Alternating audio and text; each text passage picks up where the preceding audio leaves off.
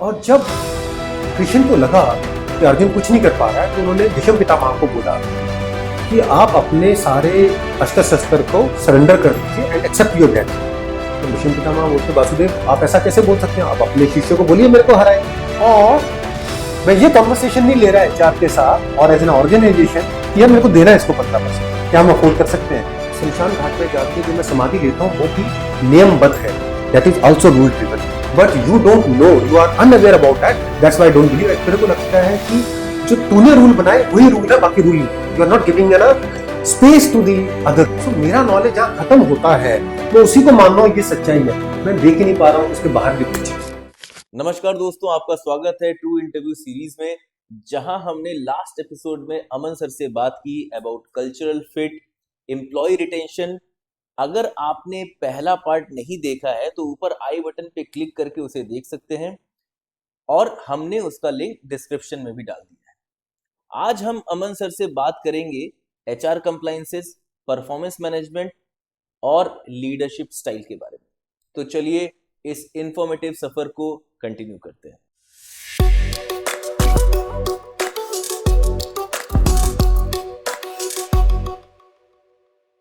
So how you ensure the best performance management practice and how you ensure fairness? आप तो पहले ये बता सकते हैं कि परफॉर्मेंस मैनेजमेंट में you have been into multiple organization और आपको कौन सा फॉर्मेट सबसे अच्छा लगता है, चाहे बेल कर्व हो, चाहे 360 डिग्री या कुछ भी, और then how as a head HR how you ensure कि फेयरनेस रहे और लोग बायस्ड डिसीजन ना ले। तो क्या है ना, वेल कर्व 360 डिग्री आपने जो प्रिंसिपल लेना है वो ले लीजिए। मेरा विश्वास है, but I believe in it starts from goal setting. As a leader of the organisation and the top management must make sure that organisational goal and departmental goals are well defined, quantified, and wherever there is no possibility of quantification, make sure that as a project or as an outcome they are very clear. Not framing the KRA on time, derailing it during the years and doing the formality will not justify that.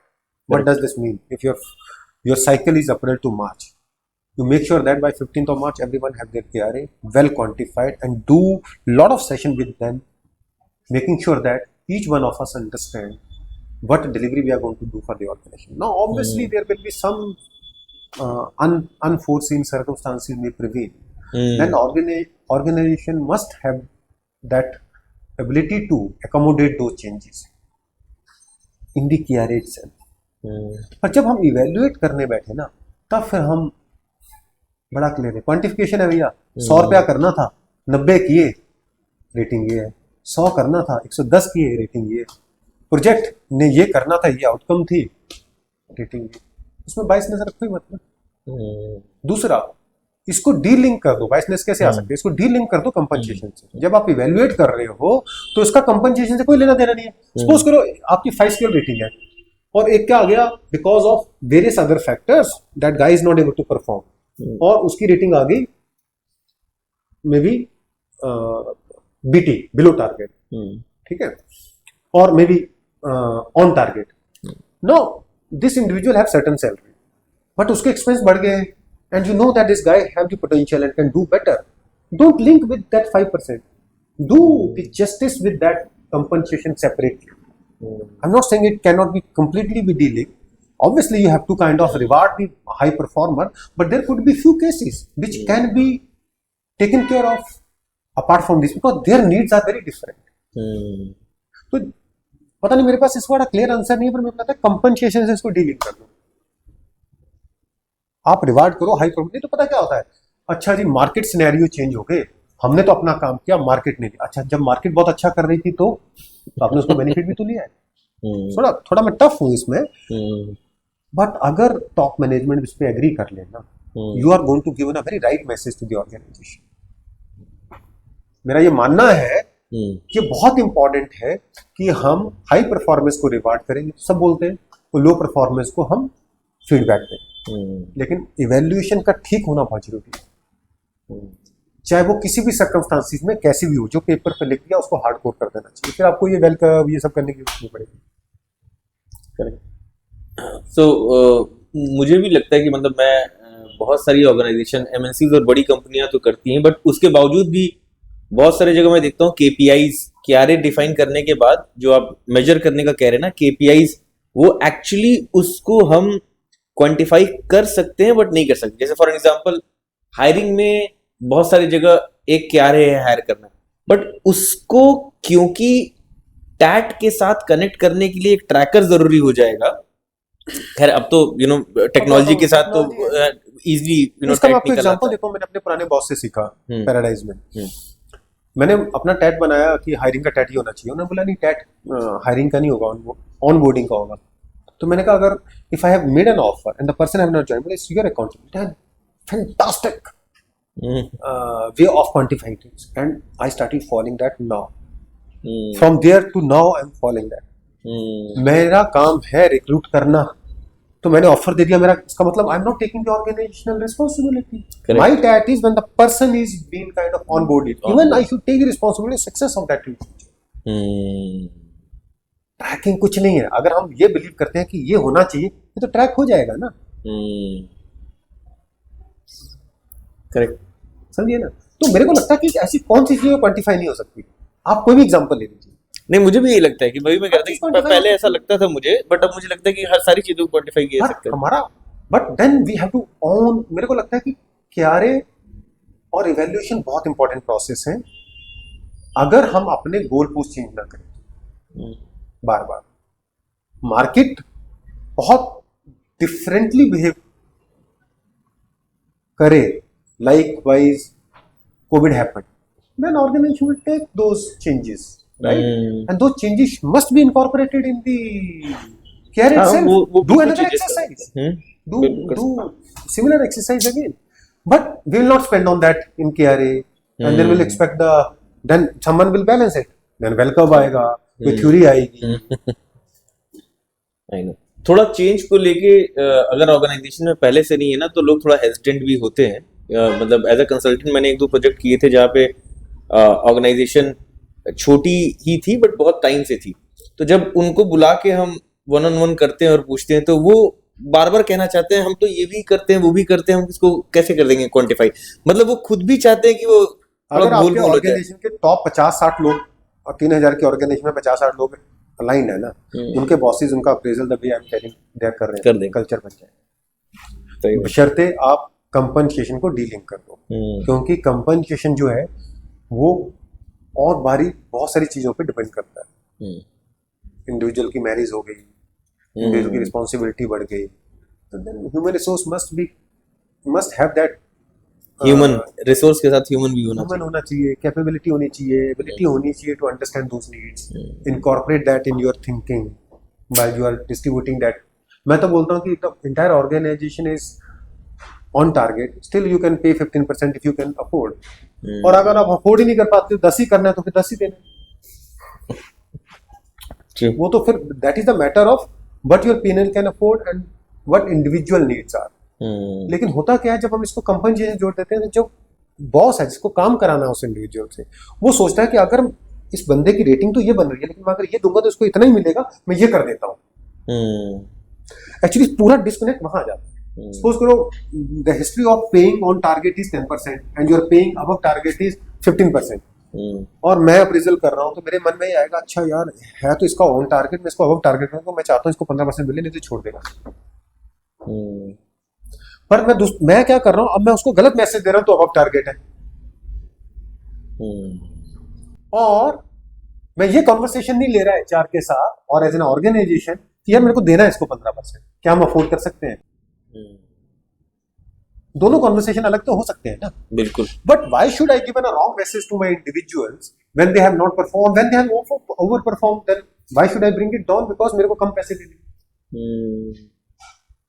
तो a delink of compensation along with evaluation is very important. Quantification of KRA or the clearly defined outcome is very important. I have seen in my career 20 KRAs, 30 KRAs, कैसे हो जाएगा? 7-8 KRAs, ठीक है ना? मतलब human है हम, robot थोड़ी है। सही बात है। I think that was a very clear answer, sir. I think ये इस एंगल को मैंने उस तरीके से सोचा नहीं था कि अगर परफॉर्मेंस मैनेजमेंट को और सैलरी इंक्रीमेंट को हम अलग तरीके से भी दो डिफरेंट कन्वर्सेशन कर सकते हैं. सो चलिए चलते हैं सर अब नेक्स्ट क्वेश्चन पे. A little bit of hard HR. How you ensure compliance with labor laws and regulation, especially in multinational organization operating in different jurisdictions? देखो, इंडिया में लॉ बड़ा क्लियर है क्या होना चाहिए. तो वो एक बहुत मतलब everywhere the laws regulations are very clear. I am talking about India because I am working in India. But जब वो क्लियर है तो हमें पता है कि what regulatory authorities are expecting us to do.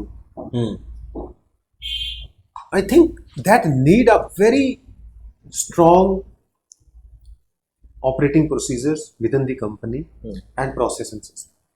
तो जो मैं हार्डवेयर की बात कर रहा था, I believe now there are human resource systems who can take care of things. There are partners, right partners can take care of this. And you know that I'm working with QSR for so many years and work with manufacturing.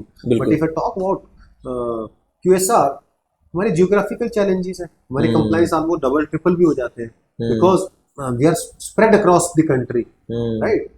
तो मेरे लिए सबसे बढ़िया क्या काम किया, I brought end-to-end HRIS system.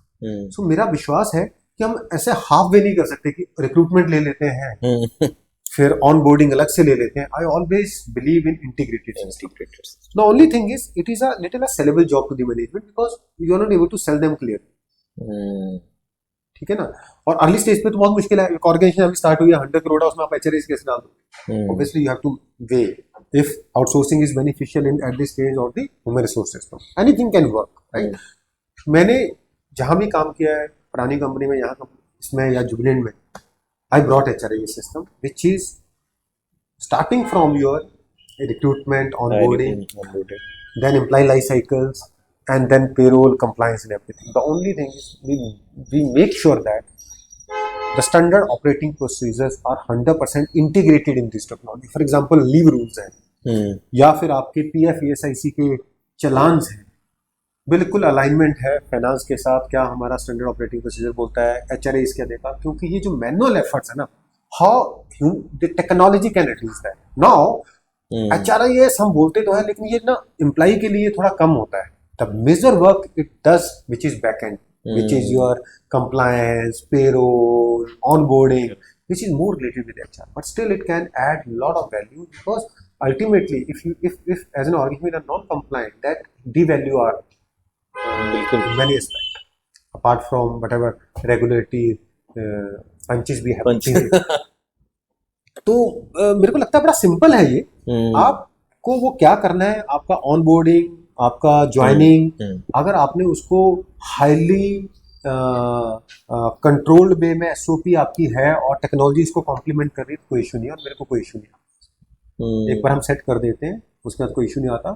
और सबसे बड़ा इंपॉर्टेंट है कि आपने जो पहले सवाल पूछा ना कि कौन सा फंक्शन ज्यादा इंपॉर्टेंट है. अब ये जो इंडिविजुअल है, the one who take care of payroll, compliance is very very important. तो उसके केस में सीधा बाइनरी है, हुआ या नहीं हुआ.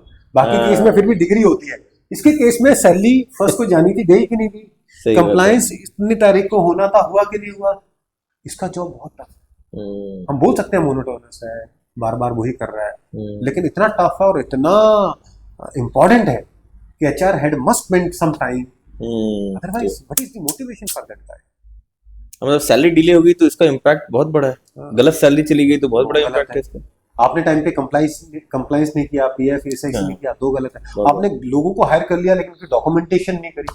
मेरे को लगता है वेल डिफाइंड है ये. बस आप अपने प्रोसेस पे ध्यान दीजिए एंड उसको बाद आप कुछ चिंता करने की जरूरत नहीं. So you're saying HRIS is the solution.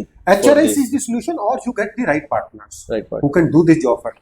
But if you really want to easily handle it, तो I think शायद HRIS से अगर आपने एक बार क्रिएट कर दिया, वन टाइम एफर्ट है. और मैं इसलिए भी बोल रहा हूँ, आप शायद मुझे लगता है 3 बार कर चुके हैं. आपको पार्टनर अच्छा लगता है, लेकिन मैंने कई बार ऐसे देखा, जो मेरा भी लाइफ में एक्सपीरियंस है, आपको पार्टनर तो मिल जाता है और वो काम कर भी देता है, लेकिन वो सारा मैनुअल करता है. हाँ, मतलब पार्टनर मतलब आप ये है, आप पार्टनर से काम करा लो, बट सिस्टम के थ्रू ब्रिंग दी टेक्नोलॉजी. HRIS बहुत इंपॉर्टेंट है, आप चाहे वो अपना इन हाउस रखो चाहे आप थ्रू पार्टनर्स रखो, because ultimately see the people who are working with it, they may leave, new person will come. Why you want to keep the dependency on individual? Let system take care of that thing. And trust me, anyone who worked with you, it's the organization responsibility to keep those records for some years. Correct. They may come, they may rejoin, they may come for some settlement, they may reach out somewhere. You need everything. बिल्कुल. A और strong HRIS system is very, very important. Trust me, I have done some of the analysis where cost benefit analysis. Good HRIS system will reduce your cost in terms of in terms of onboarding time, in terms of rest of the potential. वो HR का time free कर देगा तो अपने आप वो cost justify कर देगा. दिखाई शायद तुरंत नहीं देता है. और स्पेशली अभी आप जब बोल रहे थे तो मुझे वो याद आ रहा था जब डॉक्यूमेंटेशन का और फाइलिंग का ऑनबोर्डिंग का, जब भी कोई इशू हुआ है और हमने हजारों फाइल बनाई है, लेकिन जिसके साथ कोई इशू हुआ है और उसकी फाइल लेने जाओ पक्का डॉक्यूमेंट नहीं होते हैं उसके सारे. So the beauty is HRIS can solve. HRIS can solve. क्योंकि आप HRIS सिस्टम में वैलिडेशन डाल सकते हो. तो सबसे इंपॉर्टेंट क्या, आपने किसी को ज्वाइन कराया, मे बी आधार जरूरी होगा, उसका पैन जरूरी होगा, मे बी उसका बैंक अकाउंट जरूरी होगा. HRIS में आप सारी वैलिडेशन डाल सकते हो. बिल्कुल. तो आप उसको भी ये भी इंश्योर कर रहे हो कि जो ऑनबोर्डिंग में एंट्री कर रहा है, आप उसको भी एम्पावर कर रहे हो कि अगर गलती से वो कोई गलत चीज डाल रहा है तो वो अलर्ट आ जाएगा सिस्टम से. फॉर एग्जांपल, मैंने कोई 18 इयर्स के नीचे ज्वाइन नहीं कराना है, system should give an alert. Correct. मेरी डेट ऑफ बर्थ में 3 जगह एंटर करवा रहा हूँ, अगर एक जगह गलत लगी तो अलर्ट दे देगा, दूसरी जगह भी गलत आएगा. मेरा बैंक अकाउंट मैंने डाल दिया, सेम बैंक अकाउंट दूसरे को रिपीट कर रहा हूँ, अलर्ट आ जाएगा. So I think a good HRIS system to my mind is one who can cater your need from hiring to retiring, taking care of the employee life cycle with lot of validation, which can reduce the error at entry level. Then output is good. So मुझे लगता है कि आपकी बात सुन के कि थोड़ा थोड़ा हम लोग कहीं शायद सही जा रहे हैं ट्रू HRIS को लेके, क्योंकि मेरे भी यही थॉट थे और हम उनको कैटर करना चाहते हैं. क्योंकि देखिए, जो 100 करोड़ 200 करोड़ वाली कंपनी, उनके लिए तो ऑलरेडी बहुत providers and they are huge. But आज की डेट में ट्रू HRIS उनको भी जरूरत है जो 10 करोड़ 20 करोड़ 50 करोड़ वाले हैं, जिनके 50 60 100 200 500 एम्प्लॉय, इनके लिए भी बहुत जरूरी है. आपने बिल्कुल सही बात बोली. और मैं इससे रिलेटेड आपको एग्जांपल देता हूँ, कंपनी का नाम नहीं देते. वो ऑर्गेनाइजेशन 10-12 साल से काम कर रही, ठीक है. उसमें ESIC की लाइबिलिटी थी. Every process was outsource. Someone thought कि मैंने आउटसोर्स कर दिया, रिस्पॉन्सिबिलिटी खत्म.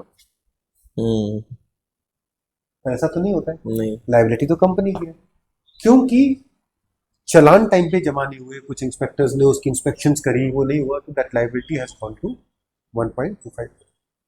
आई have seen that in the other organisation with the PF non payment was more than crore rupees, because simple process of joining and onboarding through HRIS was not there.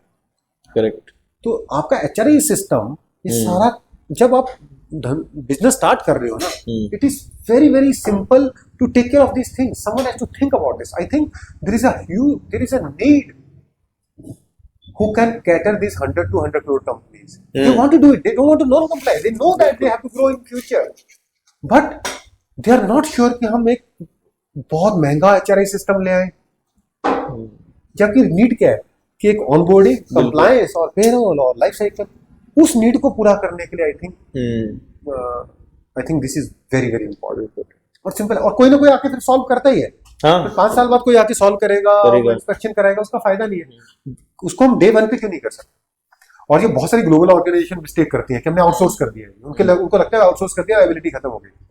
पर मैं आपको बताऊं, outsource करने के बाद भी आपको उसके साथ लगना पड़ता है, आपका मैट्रिक होती है. तो ये बहुत इंपॉर्टेंट है कि आपका आउटसोर्सिंग पार्टनर कैसा है, क्या वो टेक्नोलॉजी यूज कर रहा है, आर यू क्लियर, उसके SLA क्या है और आपके रिवर्स SLA क्या है, कि फुटबॉल तो नहीं बन रहा बीच में.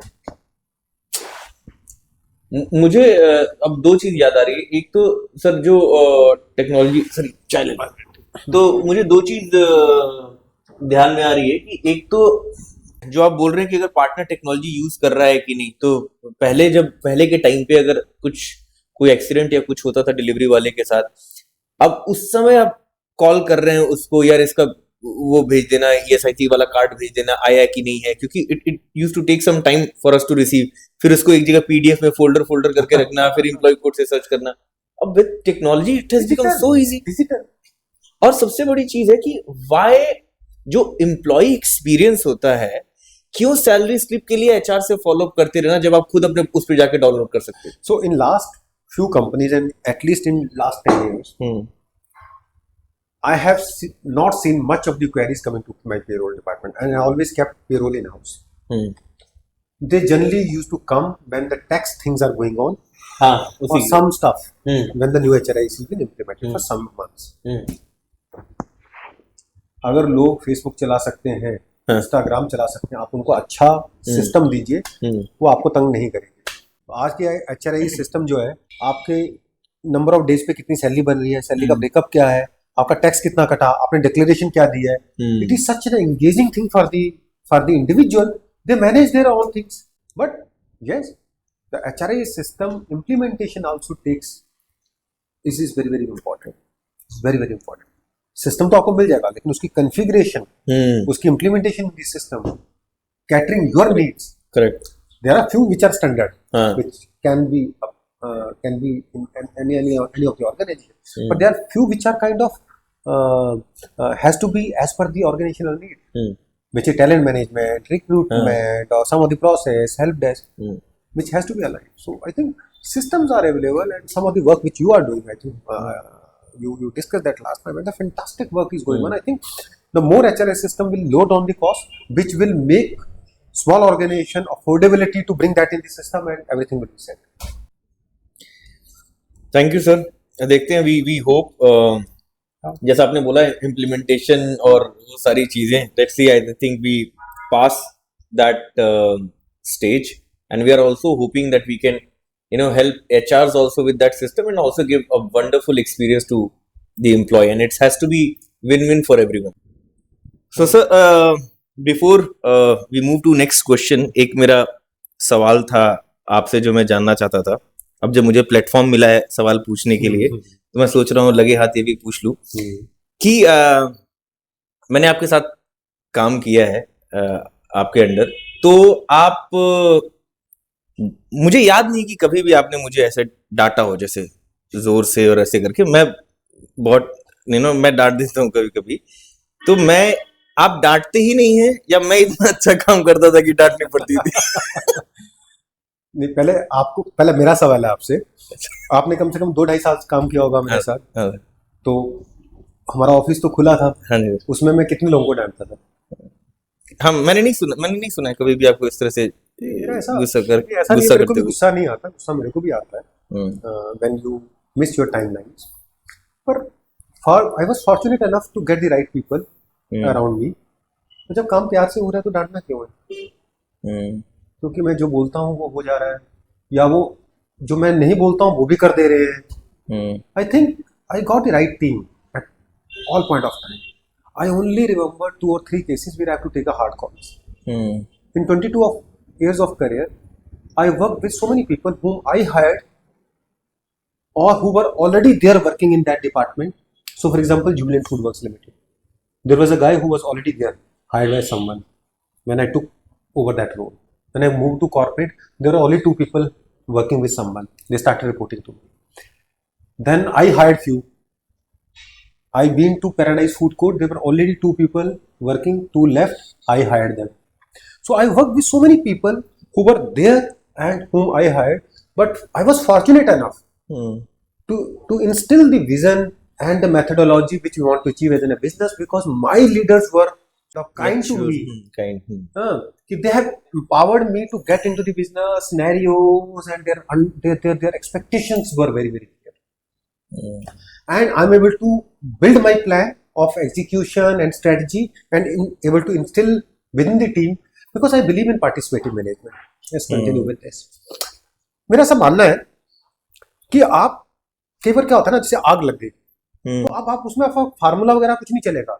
जो आपका बेस्ट नॉलेज है, टॉप ऑफ द माइंड, आपको आग बुझानी, आप अप्रूवल नहीं लोगे उसका। ये सिचुएशनल लीडरशिप है, ठीक है। लेकिन बहुत सारी चीजों में आपका एक्सपीरियंस काम कर जाता है।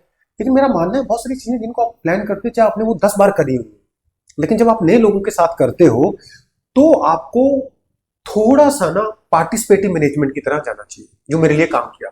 मतलब उसमें थोड़ा डेमोक्रेटिक स्टाइल ले लो, उसमें ऑटोक्रेटिक होने की जरूरत नहीं है, या हो सकता है आप रिजल्ट उससे भी आ जाएंगे। कोई लीडरशिप स्टाइल मेरे हिसाब से गलत नहीं होता। In some situation I give you the example of कि आग लग गई, मतलब पता है यार, वो उठा सिलेंडर, ये उठा, ये करना है, ये वाला नहीं चलेगा, ये भी है, ये सी है, that is fine. And the individual who works with you, they also understand that situation. But अगर वो वाला स्टाइल आप हर सिचुएशन में लगा दोगे तो मेरे लिए तो वो काम नहीं करेगा। मेरा मानना है सिचुएशनल लीडरशिप, मेरा मानना है पार्टिसिपेटिव मैनेजमेंट। आप क्लियर हो कि आपको क्या अचीव करना है, आप आइए डिस्कस करिए, let people find their way and suggest, and make sure that you allow everyone to give their point of view and then build your strategy. It might take little more time in aligning you, but your delivery will be very good. आपको HRIS launch करना है company में, आप 10 दिन में अपना BRD business requirement document लिख के जो आपको चाहिए आप दे के एजेंसी को बोल सकते हो इसको कॉन्फ़िगर कर दो। दूसरा तरीका, आप 1-1.5 महीना लगाओ, उसमें पूरे लोगों को इन्वॉल्व करो, स्टेक होल्डर को इन्वॉल्व करो और फिर BRD बनाओ। Spend time on that, because when you are building the BRD you are making sure that you are taking small things and building this as a business requirement. फिर जब configuration होगी वो confusion नहीं होगा। Otherwise you will identify something when the configuration is done, फिर आप बोलोगे partner के पास ये नहीं है, वो नहीं है, this is another problem. So I'm just kind of going all over. मेरे को ना पार्टिसिपेटिव मैनेजमेंट का एक बहुत अच्छी स्टोरी है जो मेरे को बहुत इंस्पायर करती है। This is between Prajapati Daksh and lord Shiva. अच्छा, यू नो प्रजापति दक्ष? प्रजापति दक्ष जो थे वो ब्रह्मा के बेटे थे। अच्छा। और ब्रह्मा के 4 सर थे, हमने 3 देखे हैं, क्योंकि इनके एक हेड में बहुत ज्यादा घमंड आ गया तो भगवान शिव ने वो काट दिया था। तो प्रजापति दक्ष ब्रह्मा के बेटे थे और ब्रह्मा ने उनको बोला कि मैंने सृष्टि तो बना दी, अब तुम जाओ रूल ड्रिवन करो इसको। लोग कैसे जिएंगे, क्या होगा, एजुकेशन होगी, शादियां होंगी, बच्चे होंगे, कैसे वो, there should be some rules to live your life. And Prajapati ji को वो काम दिया गया। वो आए, वो लॉर्ड विष्णु के बहुत ज्यादा भक्त थे, उनको बहुत मानते थे, और भगवान शिव को वो बिल्कुल भी पसंद नहीं करते। उनके अपने रीजन थे, एक तो उनके पिता के साथ जो हुआ, तो उसके अलग अलग स्टोरीज हैं। प्रजापति दक्ष की ही बेटी थी सती, जो आपने कभी स्टोरी सुनी होगी, जिसने हवन कुंड में जाके अपने आप को जला दिया, जिससे वो शक्तिपीठ बने थे। तो ये हम कभी अलग से पॉडकास्ट करेंगे इसको, इसमें बहुत ज्यादा मेरा मानना है we can learn a lot through mythology ji.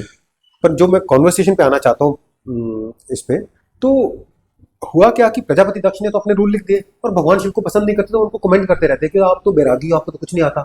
Obvious है, गले में सांप है, अपना शमशान घाट में बैठ के समाधि लेते हैं, अपना भस्म लगाते हैं।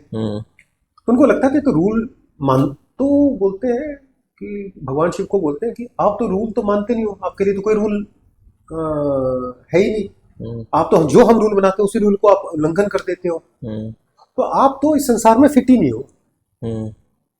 तो भगवान शिव ने उनको आंसर दिया, मतलब दक्ष प्रजापति, प्रॉब्लम पता क्या है, आप उन रूल्स की बात करो जो आपने बनाए और आप उन्हीं को मानते हो। जो मैं शमशान घाट में जाके जो मैं समाधि लेता हूँ वो भी नियमबद्ध है, that is also rule driven, but you don't know, you are unaware about that, that's why I don't believe. तेरे को लगता है कि जो तूने रूल बनाए वही रूल है, बाकी रूल नहीं, you are not giving an space to the other rules. So मेरा नॉलेज जहां खत्म होता है मैं उसी को मान रहा हूं, ये सच्चाई है, मैं देख ही नहीं पा रहा हूं कि उसके बाहर भी कुछ है। That's where participative management is very important. Now link this conversation with in a board room. Operation और सीईओ की बात हो रही है और ट्रेनिंग वाला कोई अपना पर्सपेक्टिव देता है, सीईओ बोलते नहीं यार तो रुक जा, वी नो दैट, पर हो सकता है ट्रेनिंग वाला कुछ ऐसी बात बोले जो आपको नहीं पता हो। Spend time in this conversation, include view point of everyone, make it participative.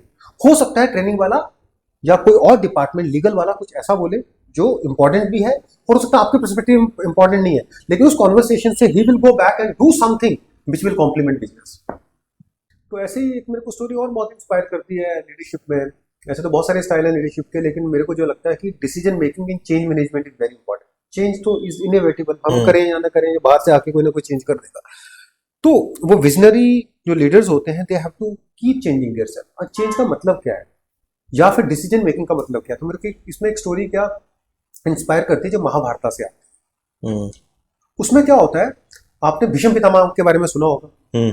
And Ganga पुत्र बोलते हैं, उनको कोई ऐसे मार नहीं सकता था। तो जब, बस मैं शॉर्ट में लूंगा इसको, जब अर्जुन और भीष्म पितामह की का युद्ध हो रहा था और कृष्ण सारथी थे, तो ऑब्वियसली अर्जुन भीष्म पितामह को कुछ भी नहीं कर पा रहा था, बिकॉज वो बहुत बहुत महान योद्धा थे, उनको कोई मार नहीं सकता था। और ये युद्ध चलता रहा कई दिन तक। और जब कृष्ण को लगा कि अर्जुन कुछ नहीं कर पा रहा है, तो उन्होंने भीष्म पितामह को बोला कि आप अपने सारे अस्त्र शस्त्र को सरेंडर कर दीजिए एंड एक्सेप्ट योर डेथ।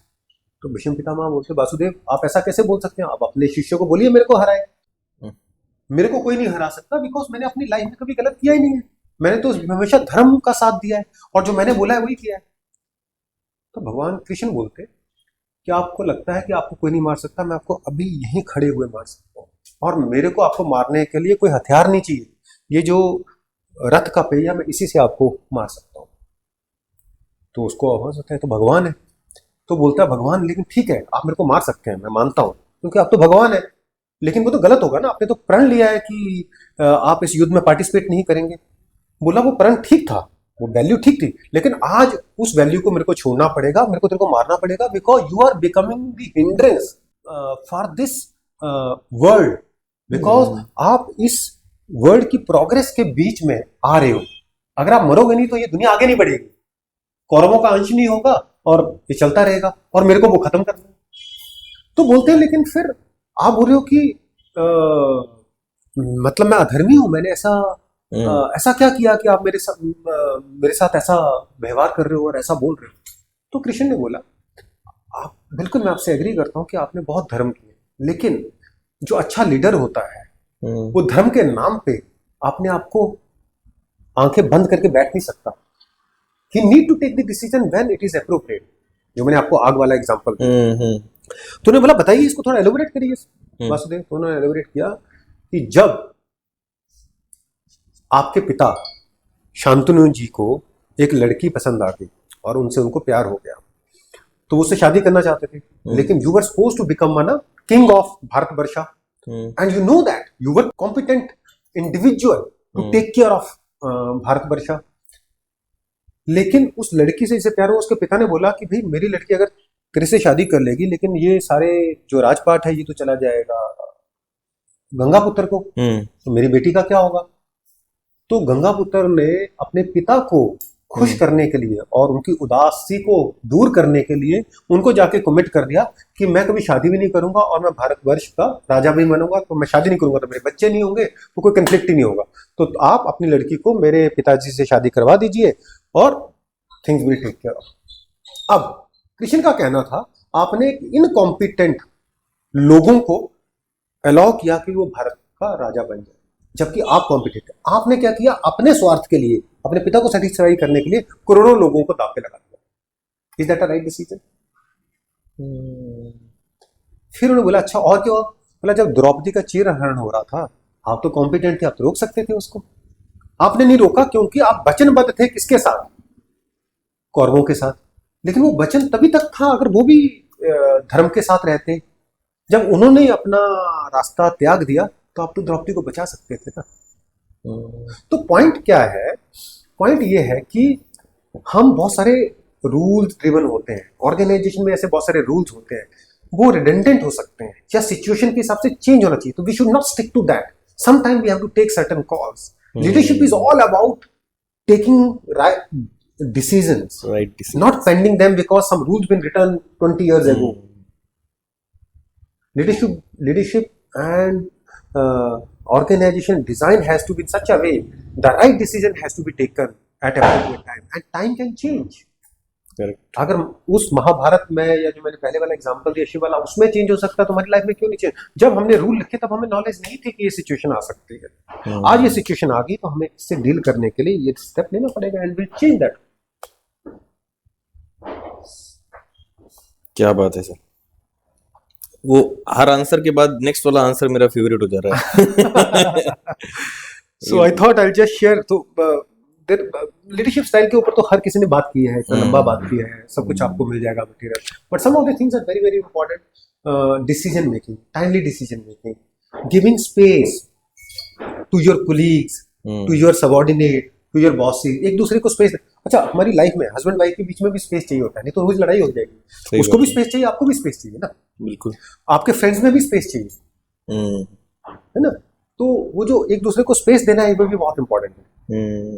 नहीं तो हम कॉमन वैल्यूज को रिस्पेक्ट करें जो ऑर्गेनाइजेशन को चाहिए.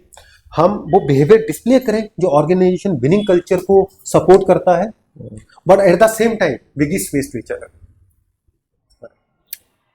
Sir, with this question, we would like to end this conversation. वैसे तो मेरे सवाल तो खत्म ही नहीं होंगे, पूछते पूछते जाऊंगा मैं लगातार. And it has been a great discussion. But we will end this with this question that what message would you like to give to people who are willing to join Subway, and what they can expect in terms of organization culture and personal growth? Subway बहुत simple business है हमारा, पर बहुत passionate business भी है in terms of delivery to the consumer. Every sub which goes to the customer, we want to put our heart and soul in that. That's very true. So if someone have that ability and passion, what we can offer to those individuals is, whatever their educational background is, whatever the level they will join. If someone is joining as in a sandwich artist, which is in a starting salary, they can double their salary within 9 months. Oh. We have a very fantastic program which is underway, will be launching soon. Any individual working from any background, any geography, will make sure that the person is kind of skilled in store operations, but at the same time the managerial capability training will start from day one, and they can become manager from sandwich artist to a shift manager, which will double their salary. But journey will not stop here. They can become area manager and they can move up. So the point what I'm trying to kind of say that for all those who are potential candidate for Subway, you can expect a fantastic growth with the organization, as organization is going to increase the scale. We have just done 300 store in 15-17 months. Our pace will be very very high. No one have done this in the country. Yeah, so I think this is the rest we take care. Rest everyone is doing. We have a fantastic insurance, term life. We are building in a culture where accountability, trust, ownership. We want those, and they come with the entrepreneur mindset and take the ownership of business. Great, sir. All the best. I'm very sure you're gonna take, like you have every time you have done, you're gonna take this brand also to new heights. And congratulations for the new role and all the very best. Thank you so much. Alright sir, thank you so much for your time. It was a wonderful session. मुझे तो बहुत मजा आया और I'm sure हमारे viewers को भी बहुत कुछ सीखने को मिला होगा. Once again sir, thank you so much for coming. Thank you so much to you and your team. It was very very good interaction. I think I'm speaking after a long time. Though I'm natural, I always say myself natural. Thank you so much for having me.